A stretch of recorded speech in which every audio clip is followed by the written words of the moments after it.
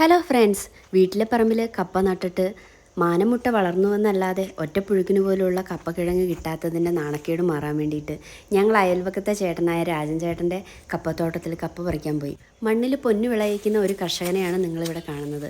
രാജൻ ചേട്ടൻ്റെ ഒരു ചോട് കപ്പ പറിച്ച് കഴിഞ്ഞിട്ടുണ്ടെങ്കിൽ 15 മുതൽ 20 കിലോ വരെയാണ് കപ്പയുള്ളത് അതിനകത്ത്. അപ്പോൾ നമ്മൾ പറിക്കേണ്ട കപ്പയുടെ ശീലങ്ങളൊക്കെ പുള്ളിക്കാരൻ പതിവ് പോലെ എല്ലാവരും ചെയ്യുന്നത് പോലെ തന്നെ വെട്ടിമാറ്റുന്നുണ്ട്. ഈ തോട്ടം ഒന്ന് ശ്രദ്ധിച്ച് നോക്കിയാൽ കാണാം, ഒരു പുല്ല് പോലും, ഒരു കളയോ ഒരു പുല്ലോ അങ്ങനെ ഒന്നും ഇതിനുള്ളിലില്ല. അപ്പോൾ തന്നെ നമുക്ക് മനസ്സിലാവും എന്തുമാത്രം കെയറാണ് ഒരു കൃഷിയോട് ഈ പുള്ളിക്കാരൻ ചെയ്യുന്നതെന്ന്.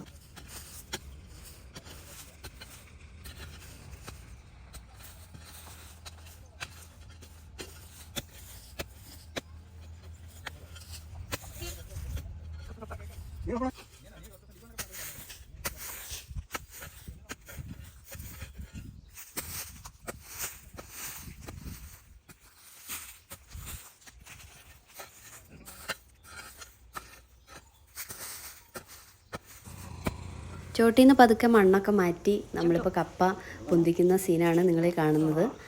എൻ്റെ പൊന്നോ, ഒന്നും പറയാനില്ല, അടിപൊളി. ഇത്രയും കപ്പ ഉണ്ടായിട്ടും പുള്ളിക്കാരൻ പറയണത് ഇതിൻ്റെ ചോട്ടിൽ കുറവാണെന്നാണ്. സാധാരണ ഇതിലും കൂടുതൽ ഉണ്ടാവാറുണ്ട് അത്രേ. ഇത് ഞങ്ങൾ മൂട്ടിൽ നിന്ന് അടർത്തി മാറ്റിയിട്ട് കടയിൽ കൊണ്ട് തൂക്കി നോക്കിയപ്പോൾ ഒരു 16 കിലോയോളം ഉണ്ടായിരുന്നു. അപ്പോൾ മറക്കാതെ ചാനലൊന്ന് സബ്സ്ക്രൈബ് ചെയ്തോളൂ. ഇഷ്ടപ്പെട്ടാൽ വീഡിയോ ലൈക്ക് ചെയ്യുക, അതുപോലെ തന്നെ ഷെയർ ചെയ്യുക.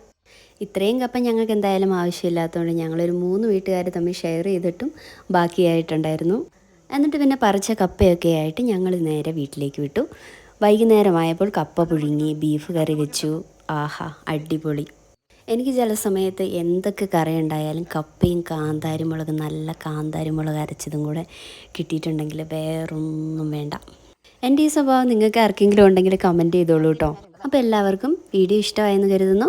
മറ്റൊരു വീഡിയോയിൽ വീണ്ടും കാണുന്നവരേക്കും എല്ലാവർക്കും നല്ലൊരു ദിവസം ആശംസിക്കുന്നു. Thank you. ടാറ്റാ.